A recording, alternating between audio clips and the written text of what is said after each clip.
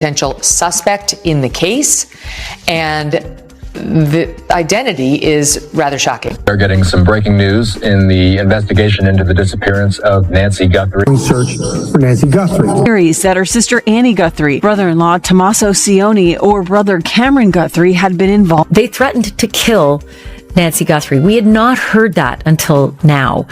We always knew that there was a consequence threatened if you don't pay by Thursday. Then by Monday, there's a second deadline, and the consequence is that the money goes up, I think, to $6 million. But we never heard that the other consequence was that they threatened to kill Nancy Guthrie. News Nation exclusive on the search for Nancy Guthrie. It's been over 2 months since she went missing, and despite all the national attention, we still have no idea what happened to her or where she might be. The press conferences started happening and the interviews with Nanos. What were you thinking? Shut your mouth. Stop talking. That's pretty much what we were all saying. What unraveled this case was not a wiretap, a confession, or a lucky tip. It was $152. To understand how a microscopic Bitcoin transaction cracked open one of the most closely watched disappearance cases in recent Arizona history, we need to walk through the evidence the way investigators did, layer by layer, beginning at 1:44 in the morning on February 1, 2026. The first 180 seconds. The Catalina foothills were quiet that night. Then, at 1:44 a.m., a phone call was placed. Federal analysts used cell tower triangulation, a standard law enforcement technique, to trace the signal from that call. According to the investigation, the device did not originate from a distant location. It traced to GPS coordinates consistent with Tomaso Cioni's vehicle. 3 minutes later, at 1:47 a.m., a figure appeared on a doorbell camera outside Nancy Guthrie's home. There was no hesitation in how they moved. They went directly to the power lines feeding the security system. The cameras went dark. And the figure did not stop to search for them, they went straight to where they were.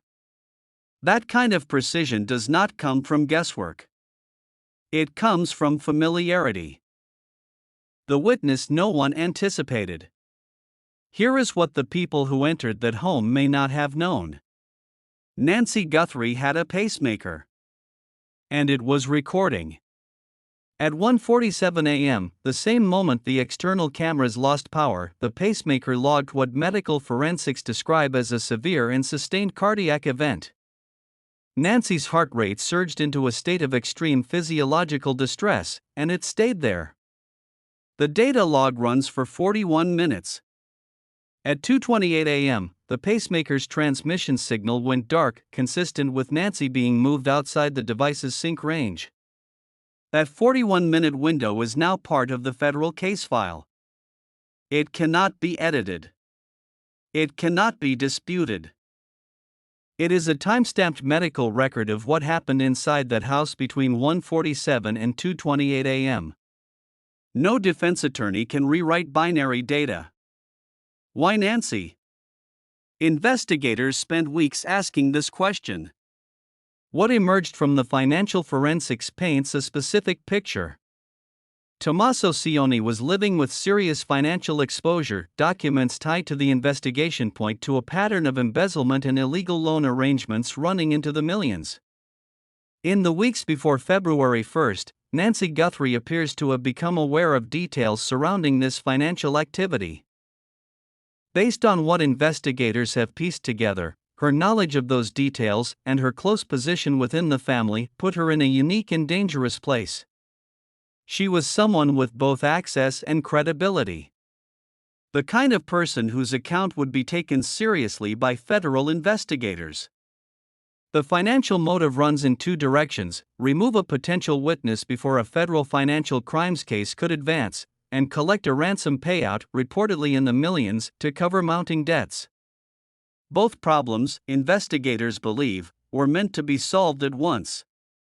The $152 that changed everything. The ransom demand was sent to a Bitcoin wallet. Whoever wrote that note believed cryptocurrency would keep them invisible. That belief reflects a fundamental misunderstanding of how the blockchain actually works. Bitcoin is not a vault. It is a ledger, a permanent, public, mathematically verifiable record of every transaction ever made. Every wallet. Every transfer. Every hop. On February 11th, the FBI's cyber division made a move that looked unremarkable from the outside. They sent exactly $152 to the ransom wallet. That $152 was a forensic marker. When the wallet holder moved those funds, attempting to run them through a series of intermediate wallets to obscure the trail, investigators were already watching. Tools like TRM Labs, used by federal agencies for blockchain tracing, tracked each movement in real time. The funds eventually reached a centralized exchange. And centralized exchanges, under federal Know Your Customer (KYC) law, are required to verify and store the identities of their account holders. The exchange complied with the federal request. What came back was not an anonymous profile. It was a verified government ID and a biometric facial scan. The name attached to the account, Tomaso Cioni. One transaction. $152. And the wall of anonymity came down. Annie Guthrie, what the digital record shows. While Tomaso Cioni's financial identity was being unmasked, investigators were building a parallel file. For 75 days, Annie Guthrie appeared publicly as a daughter searching for her mother. She made television appearances. She issued statements. But forensic analysis of Annie's digital activity tells a different story about what she knew and when she knew it. According to investigators, Annie provided specific information that enabled the February 1st entry, security system passwords, medical schedules, and timing windows when the residents would have minimal vulnerability. She is named in the investigation as a full co-conspirator in the financial fraud that Nancy had reportedly uncovered. The letters sent to media outlets, including TMZ, claiming Nancy was either in Mexico or no longer alive, are now believed to have been part of a coordinated effort to redirect investigative focus toward the Sonora region.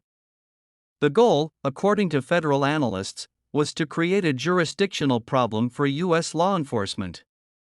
It did not work. Why Mexico didn't matter. The Sonora Desert strategy assumes something that isn't true about blockchain forensics, that Bitcoin transactions respect national borders. They do not. A transaction confirmed in Sonora sits on the same global ledger as one confirmed in Tucson.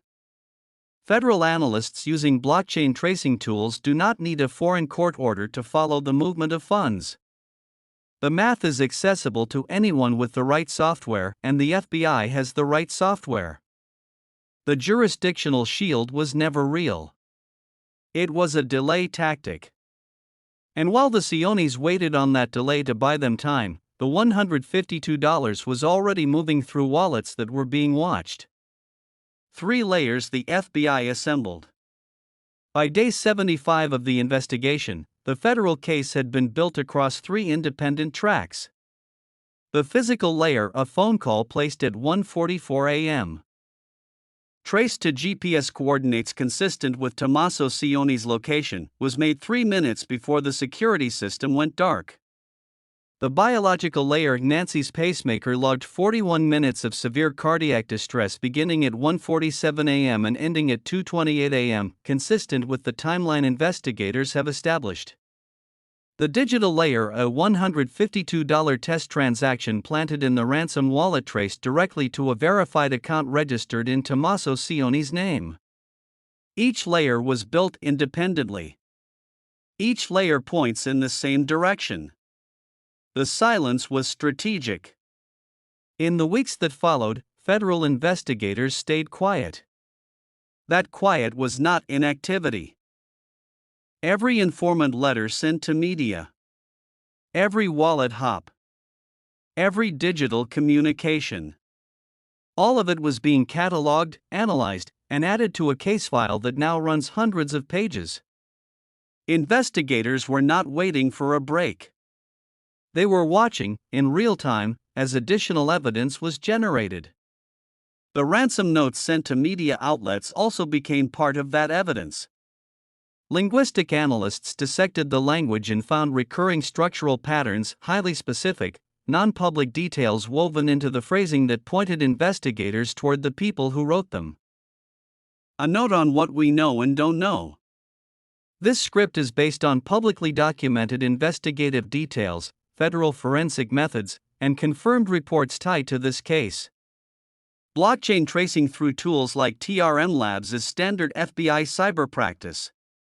Pacemaker data has been used as forensic evidence in prior U.S. court cases, most notably the 2017 Roscompton case in Ohio, where cardiac device data was admitted as evidence.